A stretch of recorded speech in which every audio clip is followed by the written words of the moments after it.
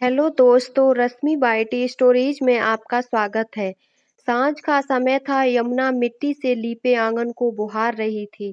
खुला आंगन और घर के पिछवाड़े पीपल और बबूल के पेड़ हैं, तो दिन भर में ना जाने कितने सूखे पत्ते आंगन में इकट्ठा हो जाते हैं। वो उन्हीं को झाड़ रही है और साथ में कुछ बड़बड़ा भी रही है। जो इस प्रकार है, आंगन बुहार लूं तो फिर रात का भोजन भी तो पकाना है। अभी कुछ देर में सूरज डूब जाएगा तो सारे गांव में अंधियारा फैल जाएगा। सूरज डूबने से पहले भोजन पका लो तो अच्छा नहीं, तो ढिबरी की रोशनी में ना हांडी में मसाला भुनने का पता चलता है और ना चूल्हे में पकी रोटी का। कच्चा पक्का जैसा भी बना लो तो निगलना तो पड़ता है। वैसे भी हम गरीबों की किस्मत में 56 भोग कहाँ लिखे हैं।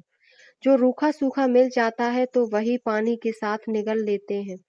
यमुना बड़बड़ा ही रही थी कि तभी बहुत दुखी और अत्यंत चिंतित सी सुशीला आंगन में आई। उसकी आंखों में अपराध और पश्चाताप की सलज रेखा थी। अपनी भौजी यमुना से बिना कुछ बोले ही वो कोठरी में घुस गई। तभी आंगन से भौजी यमुना ने पूछा, सुशीला आ गई क्या? बिना कोई उत्तर दिए सुशीला आईना कंघी लेकर कोठरी से बाहर आई और आंगन में बिछी चटाई पर अत्यंत उदास सी बैठ गई।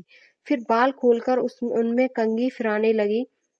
पसीने से भीगे मुंह को आंचल से पोंछती हुई यमुना ने आंगन बुहारना बंद किया और ननद के उदास नेत्र, शिथिल चेष्टा और झुके मस्तक को देखकर सन्न हो गई और उससे बोली, क्या हुआ? मुंह काहे उतरा है मेरी बिन्नों का? जब सुबह मिट्टी के खिलौने बाजार ले जा रही थी तो एक साइकिल वाले ने टक्कर मार दी, डलिया गिरी और आधे से ज्यादा खिलौने टूट गए। आटा बस खरीद पाई, आज कुछ भी तरकारी ना ले पाई। अब क्या खाएंगे सांझ को? सुशीला बोली, बस इतनी सी बात से उदास हो गई मेरी बिन्नो। आज तरकारी ना सही, चटनी से काम चला लेंगे। अभी प्याज और लाल मिर्च की चटनी पीसती हूँ सिलबट्टे पे। आंगन में नींबू का पेड़ लगा ही है, बढ़िया चटनी में नींबू निचोड़ेंगे और खाएंगे। लेकिन भौजी, आज तुम्हारा आलू की तरकारी खाने का मन था। सुशीला बोली। तब यमुना सुशीला के नजदीक आकर बड़े स्नेह से उसके मस्तक पर हाथ फेरती हुई बोली, क्यों बिन्नू इस तरह से मन क्यों दुखी करती है? नहीं भौजी, ऐसी बात नहीं है। उस साइकिल वाले ने नुकसान भरपाई के रुपए भी दिए हैं, लेकिन अभी घर आते समय दिए तो तरकारी ना खरीद पाई। और अपनी धोती के आंचल में बंधे रुपए निकालकर सुशीला ने अपनी भौजी यमुना के हाथ में रख दिए। भौजी की चिंता अब समाप्त हुई और वो बोली, अब कुछ भी हो, हाथ में रुपए तो हैं, तब कौन सी चिंता, किस बात की चिंता? और फिर दोनों ननद भौजाई मुस्कुराई। सुशीला और उसकी भौजी यमुना दोनों ही विधवा हैं। सुशीला की उम्र 16-17 साल और यमुना की 20-21 साल है और दोनों ही निसंतान, दोनों स्वाधीन प्रकृति की। जिस गांव में वे दोनों रहती हैं वो तो बहुत ही विशाल गांव है। गांव में हाई स्कूल, थाना, पोस्ट ऑफिस, अस्पताल और हाट बाजार सब कुछ है। बस उनके ही घर में कुछ नहीं है, इसीलिए इन दो विधवाओं का जीवन निर्वाह करना बड़ी बात है। जब सुशीला की उम्र 10 साल की थी तब सुशीला का भाई रंगीला यमुना को ब्याह कर लाया था और यमुना तब 16 साल की थी। यमुना ने सुशीला अपनी माँ का रूप देखती थी, क्योंकि सुशीला के माँ बाप बचपन में स्वर्ग सिधार चुके थे। रंगीला ने ही सुशीला को पाल पोस कर बड़ा किया था। जब सुशीला की सहेलियां उससे कहा करती थी कि उनकी माँ तो उन्हें उन सबको लोरी गाकर सुलाती हैं, तो सुशीला का भी मन करता कि काश उसकी माँ होती तो वो भी उसे लोरी गाकर सुनाती। लेकिन जब सुशीला की जिंदगी में यमुना आई तो उसने सुशीला की माँ की कमी पूरी कर दी और हर रात यमुना सुशीला को सुंदर सी लोरी सुनाती और वो उसके पास ही लोरी सुनते सुनते सो जाती। लोरी के बोल होते, धीरे धीरे आ रे बादल, धीरे धीरे आ रे। दिन बीत रहे थे, पूरा परिवार खुशहाल था। ऐसे ही 2-3 साल गुजरे तो सुशीला के लिए एक अच्छा सा रिश्ता आया। तो तब 12 साल की थी। रंगीला को बर और घर दोनों ही भा गए। उसने सुशीला की शादी बजरंगी से कर दी, लेकिन गौना नहीं किया। बोला, जब सुशीला समझदार हो जाएगी, गृहस्थी संभालने के काबिल होगी, तब उसका गौना करूंगा। सुशीला के ससुराल वाले मान गए। रंगीला की बात भी सही थी, जो सबको जच गई। सुशीला के ब्याह को 1 साल ही गुजरा था कि बजरंगी को हैजा हुआ और वो इस बीमारी को झेल न सका और भगवान को प्यारा हो गया। सुशीला की विधवा हो जाने पर उसके ससुराल वालों ने उससे नाता तोड़ लिया, क्योंकि उनका बेटा किसी भी कारण मरा हो, लेकिन इसकी जिम्मेदार तो सुशीला थी, क्योंकि वो उसकी पत्नी जो थी, इसलिए उसको मनहूस, कुलच्छनी और दुनिया भर के नामों से नवाजा गया। रंगीला भी बोला कि मेरी बहन किसी के टुकड़ों की मोहताज नहीं है, उसका भाई अभी जिंदा है और उसे पाल सकता है। दिन फिर गुजरने सुशीला अपने विधवा होने से अनजान थी, क्योंकि उसे ना तो अपने दूल्हे की फिक्र थी और ना ही ससुराल वालों की। वो तो दिन भर भरपेट भोजन करती और हर रात यमुना से लोरी सुनती, फिर सो जाती, क्योंकि रंगीला तो इतना कमा ही लेता था कि तीनों का पेट पाल सके। अब कुछ दिनों बाद यमुना उम्मीद से हुई घर घर में खुशियों की लहर दौड़ गई। लेकिन एक दिन यमुना कुएं से पानी लाते वक्त गिर पड़ी और उसका बच्चा नहीं रहा। रंगीला बहुत दुखी हुआ। तब रंगीला से यमुना बोली, भगवान ने हमें इतनी प्यारी बेटी दी है, तब भी तुम दुखी होते हो। अब हमारी औलाद हो या न हो, सुशीला ही हमारी बेटी है। जब मैं नहीं रोती तो तुम क्यों दुखी होते हो? फिर ऐसे ही दिन बीत रहे थे कि रंगीला खेतों में काम कर रहा था। आषाढ़ का मौसम था, बरसात होने लगी, तो रंगीला बारिश से बचने के लिए एक पेड़ के नीचे खड़ा हो गया, और इतने में आसमान से बिजली गिरी और पेड़ सहित रंगीला को भी अपनी चपेट में लेकर चली गई। रंगीला के जाने के बाद ननद भौजाई दोनों के जीवन में अंधकार छा गया। यमुना के मायके में भी उसकी बूढ़ी माँ थी, तो वो कुछ दिनों बाद भगवान को प्यारी हो गई। यमुना के मायके में वो मिट्टी के खिलौने बनाकर अपनी माँ के साथ बाजार में बेचा करती थी। उसको यही काम ठीक से आता था, इसीलिए वो सुशीला के साथ यही काम करके अपना जीवन यापन करने लगी।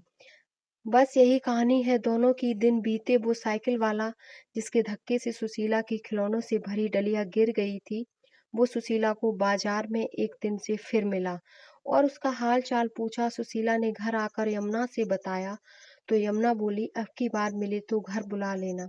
नेक दिल मालूम पड़ता है, मैं उसे धन्यवाद तो कह दूं। कोई और होता तो कभी रुपए ना देता। फिर क्या था, सुशीला को वो मिला तो उसने उसे घर आने का न्योता दे डाला। उसका नाम राममोहन था। वो उनके घर आया तो यमुना ने उसे बिना खाना खाए न जाने दिया। यमुना को राममोहन भला इंसान लगा, राममोहन को भी वो दोनों अच्छे लगे, इसीलिए अब वो यदा कदा उनके घर आ जाता। एक दिन राममोहन ने यमुना से कहा, सोचता हूँ शादी कर लूं। हाँ तो कर लो, तुम्हें कौन मना करेगी? यमुना बोली, उसी की राय तो जानने आया हूँ। राममोहन बोला। यमुना ने सुनकर बहुत खुश हुई और बोली, उससे क्या पूछना है, वो तो राजी है। सच कह रही हो? राममोहन बोला, हाँ सच। यमुना बोली, तो फिर शादी की तैयारियां कर लूं। राममोहन बोला, हाँ बिल्कुल। यमुना बोली। यमुना भी सुशीला के लिए खरीदारी करवाने में जुट पड़ी, और जब वो शादी का जोड़ा खरीद कर लाई तो उसने दिखाने के लिए राममोहन को भी घर बुला लिया। उस समय सुशीला घर पर नहीं थी। सारा सामान यमुना बाहर लेकर आई और बोली, ये रंग अच्छा है, सुंदर है ना? शादी का जोड़ा। तब राममोहन बोला, तुम पर तो कुछ भी अच्छा लगेगा, तुम हो ही इतनी सुंदर। ये सुनकर यमुना सन्न रह गई और बोली, क्या मतलब है तुम्हारा? ये तो सुशीला के लिए है ना? लेकिन मैं तो तुमसे प्यार करता हूँ। राममोहन बोला, तुम पागल हो गए हो क्या? वो मेरी बेटी जैसी है, उसकी खुशियों में आग नहीं लगा सकती, तुम्हें उसी से शादी करनी पड़ेगी। यमुना बोली, लेकिन मैं तो तुम्हें पसंद करता हूँ। राम मोहन बोला, लेकिन मैं तुमसे प्यार नहीं करती, तुम्हें सुशीला को ही अपना जीवन साथी बनाना पड़ेगा, नहीं तो मैं जहर खा लूंगी। यमुना बोली, और फिर यमुना के आगे राम मोहन की एक ना चली और सुशीला के संग उसका ब्याह हो गया। लेकिन अब भी सुशीला का यमुना से लोरी सुनने का सिलसिला जारी था। अब सब साथ में शहर में रहने लगे थे, और किसी त्योहार वाले दिन राम मोहन यमुना के लिए एक साड़ी लेकर आया। यमुना ने वो साड़ी पहन ली। राम मोहन उसे निहारने लगा, और जब यमुना उसे एकांत में मिली तो वो उससे बोला, काश तुम शादी के लिए मान जाती, तो मैं तुम्हें अब भी चाहता हूँ और हमेशा चाहता रहूंगा। ये बात सुशीला ने सुन ली, और उसी वक्त उसने यमुना को अपने घर से बेइज्जत कर धक्के मार के घर से निकाल दिया।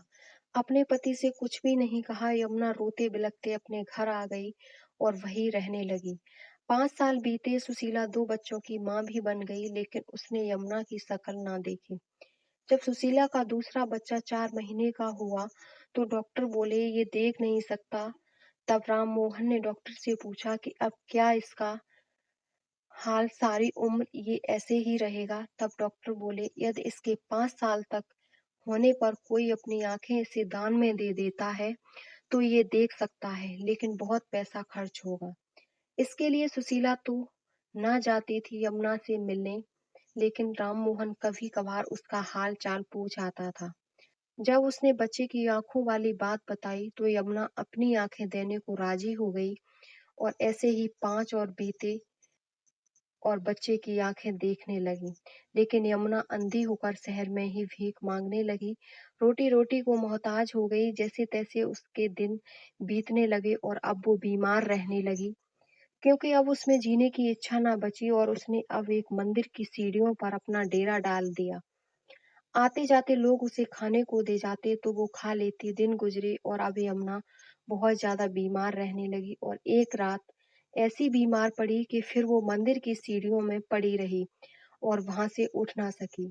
पूरी रात यूं ही गुजर गई। जब सुबह हुई तो लोगों का मंदिर में आना शुरू हुआ। तब लोगों ने देखा और पंडित जी को बताया। पंडित जी बोले नगर पालिका वालों को बुलाओ, वे ही इसे ले जाएं। कहीं मंदिर में मर गई तो अच्छा नहीं होगा। पंडित जी की बात का लोगों ने विरोध किया और उसे मंदिर के बाहर लिटा दिया गया। इत्तेफाक से राममोहन और सुशीला उस दिन मंदिर आए और इतनी भीड़ इकट्ठी देखकर लोगों से पूछा, तो लोगों ने बताया कि कोई अंधी है, बीमार है, बस प्रण अटके हैं, न जाने किसे देखने के लिए प्राण अटके हैं। राममोहन उसके पास पहुंचा और उसे देखते ही चीख पड़ा और उसके पास जाकर बोला, ये तुमने क्या हाल बना लिया है यमुना? तब सुशीला बोली, दूसरों के पतियों पर नजर गड़ाएगी तो ऐसा ही हाल होगा ना, इसीलिए तो अंधी कर दिया भगवान ने। ये सुनकर राम मोहन को गुस्सा आ गया और उसने सारी सच्चाई सुशीला से कह दी और ये भी कहा कि ये सब मुझे यमुना ने तुम्हें बताने से मना किया था। मैं तुमसे नहीं यमुना से शादी करना चाहता था। तुम्हारे बेटे को आंखें भी इसी अभागी ने दी हैं। जीते जी इसने माँ का फर्ज निभाया। राम मोहन की बात सुनकर सुशीला रो पड़ी और यमुना के पास रोते हुए बैठ गई और उससे बोली, मुझे माफ कर दो भौजी, तुम हमेशा मेरी माँ बनकर रही, लेकिन मैं तुम्हें कभी समझ नहीं पाई। तुम्हें याद है भौजी, बचपन में तुम मुझे लोरी गाकर सुलाया करती थी। तुमने मुझे कभी भी माँ की कमी महसूस नहीं होने दी और मैंने तुम्हारे साथ ऐसा बुरा बर्ताव किया। मुझे माफ कर दो, मुझे माफ कर दो, मैं तुम्हारी गुनाहगार हूँ। सुशीला की बात सुनकर यमुना लड़झती आवाज में बोली, बिन्नू, तुम मेरी बेटी थी और मैं तुम्हारी माँ। मैं कभी भी तुम्हारा बुरा कैसे चाह सकती थी? बस तुम्हें देखने के लिए ही शायद मेरे प्राण अटके थे। मरते समय एक ही इच्छा है कि मैं भी वही लोरी सुनकर हमेशा के लिए सोऊं, जो मैं तुम्हें सुनाती थी।